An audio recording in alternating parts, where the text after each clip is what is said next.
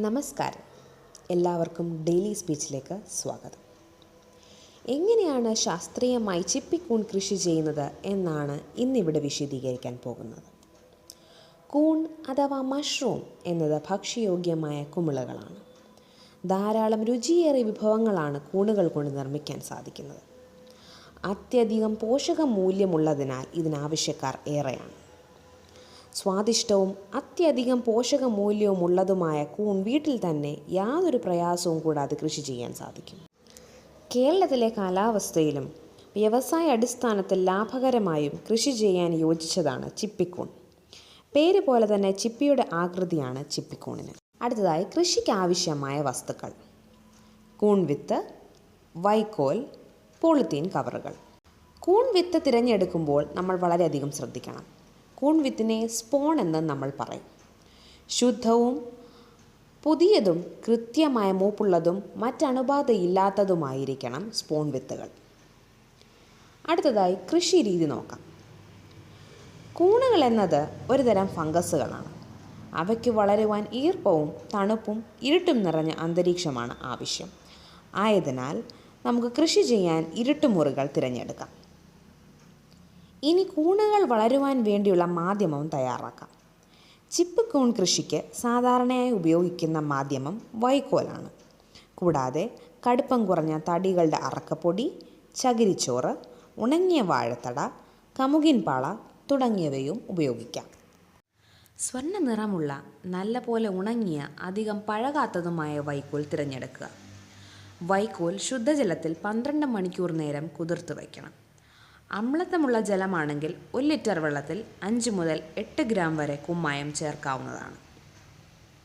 അടുത്തതായി വൈക്കോൽ വെള്ളത്തിൽ നിന്നും കോരിയെടുത്ത് വെള്ളം വാർത്ത് കളയുക.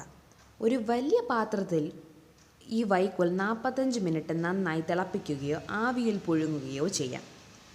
അതിനുശേഷം വൈക്കോൽ കുട്ടയിൽ വാരി വെച്ച് വെള്ളം വാർത്ത് കളഞ്ഞ് വൃത്തിയുള്ള പ്രതലത്തിൽ നിരത്തി തണുപ്പിക്കുക. വൈക്കോൽ ഈർപ്പം കൂടുതലാവാനും കുറയാനും പാടുള്ളതല്ല.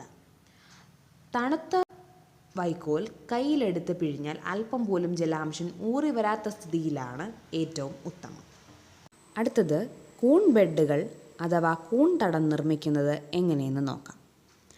അതിനായി 30 സെൻറ്റിമീറ്റർ വീതിയും 60 സെൻറ്റിമീറ്റർ നീളവും 150 മുതൽ 200 ഗേജ് കട്ടിയുമുള്ള പോളിത്തീൻ കവറുകളാണ് അനുയോജ്യം. അണുനശീകരണം വരുത്തി വെള്ളം വാർത്തെടുത്ത വൈക്കോൽ തെരിക പോലെയാക്കി 2 ഇഞ്ച് കനത്തിൽ പോളിത്തീൻ കവറിൽ നിറയ്ക്കണം. ഇതിനു മുകളിൽ വിത്ത് കവറിനരികിലൂടെ വൃത്താകൃതിയിൽ കൂൺ വിത്ത് വിതറുക. ഇവിടെ ഒരു കാര്യം ശ്രദ്ധിക്കുക. കൂൺ വിത്ത് നമുക്ക് ലഭിക്കുന്നത് പാക്കറ്റിൽ കട്ടിപിടിച്ച അവസ്ഥയിലാണ്. അത് പാക്കറ്റിൽ നിന്നും നേർത്ത ഡെറ്റോൾ ലായനിയിൽ തുടച്ച് വൃത്തിയാക്കിയ ട്രേയിൽ വൃത്തിയുള്ള കൈകൾ കൊണ്ട് ഉടച്ചെടുക്കണം. ഈ ഉടച്ച കൂൺ വിത്തുകളാണ് വൃത്താകൃതിയിൽ നമ്മൾ തെരിക പോലെ പോളിത്തീൻ കവറിൽ നിറച്ച വൈക്കോലിൻ്റെ മുകളിലൂടെ നമ്മൾ വിതറേണ്ടത്. ഇതിനുശേഷം വിതറിയ വിത്തുകളുടെ മുകളിൽ ഒരട്ടി വൈക്കോൽ കൂടി വയ്ക്കുക. ഇങ്ങനെ വൈക്കോലും വിത്തും ഒന്നിടവിട്ട് നിറച്ചു കൊടുക്കുക. എന്നിട്ട് ആ പോളിത്തീൻ കവർ മുകളിൽ കെട്ടിവെക്കണം. കൂൺ തടത്തിൽ ഒരു മുട്ടുസൂചി കൊണ്ട് സുഷിരങ്ങൾ ഇടേണ്ടതാണ്. തയ്യാറാക്കിയ ബെഡുകൾ പ്രത്യേകം നിർമ്മിച്ച സ്പോൺ റണ്ണിനായുള്ള ഇരുട്ടുമുറികളിൽ സൂക്ഷിച്ചു വയ്ക്കണം. സ്പോൺ റൺ എന്ന് പറഞ്ഞാൽ സ്പോണുകൾ വൈക്കോലിനുള്ളിൽ വളരാൻ വേണ്ടിയുള്ള സമയമാണ്. തയ്യാറാക്കി വെച്ച ബെഡുകൾ ഷെൽഫുകളിൽ അടുക്കി വെച്ചോ ചരട് കൊണ്ട് ഉറി പോലെ മുറിക്കകത്ത് കെട്ടിവെക്കുകയോ ചെയ്യാം. ഓരോ ബെഡുകളും തമ്മിൽ 15 മുതൽ 20 സെൻറ്റിമീറ്റർ അകലം ഉണ്ടായിരിക്കണം. ദിവസവും കൂണിൻ്റെ തന്തുക്കൾ വളരുന്നത് ശ്രദ്ധിക്കണം. കേടുവന്ന ബെഡുകൾ ഉടൻ തന്നെ നീക്കം ചെയ്യേണ്ടതാണ്.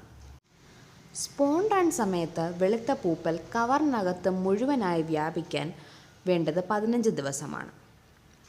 അങ്ങനെ കണ്ടു കഴിഞ്ഞാൽ കവർ വൃത്തിയുള്ള ബ്ലേഡ് കൊണ്ട് ഇടവിട്ട് വരയണം. സ്പോൺ റണ്ണിന് ശേഷം വിളവെടുപ്പ് ഘട്ടമാണ്. അതിനായി കൂൺ ബെഡുകൾ നമ്മൾ മറ്റൊരു മുറിയിലേക്ക് മാറ്റണം. നല്ല വായുസഞ്ചാരവും തണുപ്പും ആർദ്രതയും ഉറപ്പുവരുത്തണം. ബെഡുകളിൽ ഈർപ്പം നിലനിർത്താൻ വെള്ളം സ്പ്രേ ചെയ്തു കൊടുക്കണം. 3-4 ദിവസത്തിനുള്ളിൽ കൂണിൻ്റെ മുകുളങ്ങൾ പ്രത്യക്ഷപ്പെടുന്നത് കാണാം.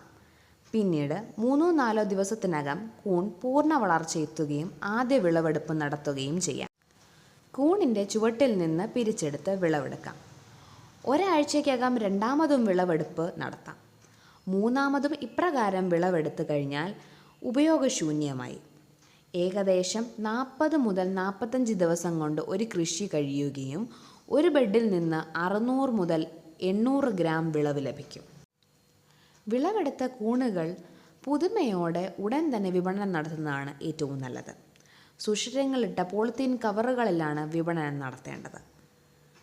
കൂൺ കൃഷിയുടെ എല്ലാ അവസ്ഥയിലും ശുചിത്വം പാലിക്കേണ്ടത് അത്യാവശ്യമാണ്.